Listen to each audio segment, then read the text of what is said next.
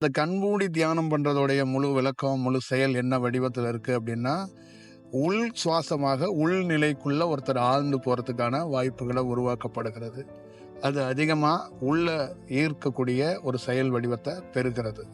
கண் திறந்து விழித்த நிலையில ஒருத்தர் தியானம் பண்றாங்க அப்படின்னா, அவங்க மேல ஃபேஸ்ல வெட்ட வெளியில வெளித்தன்மையில ஒரு ஆழ்ந்த நிலையில ஒருத்தர் இருக்கிறதுக்கான ஒரு செயலை இந்த தன்மையை உருவாக்கும். கண்மூடி இருக்கிறவங்க தனக்குள்ளே இருக்கின்ற உள் சுவாசமாக உள்தன்மையை ஏற்பட்டு உள் சார்ந்து போறதுக்கு வாய்ப்பை உருவாக்கும்.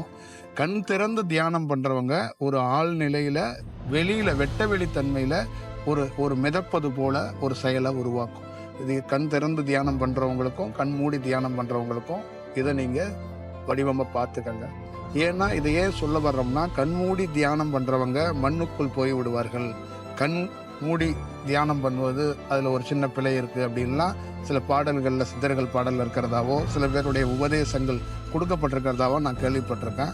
அப்படி ஒரு செயலாக்கத்துக்குள்ள எந்த பயத்துக்குள்ளேயும் போயிடாமல் ரெண்டுக்கும் ரெண்டு வடிவத்தில் பிரபஞ்சத்தால் ஒரு செயல் வடிவத்திலிருந்து கொடுக்கப்பட்டிருக்கிறது தான்.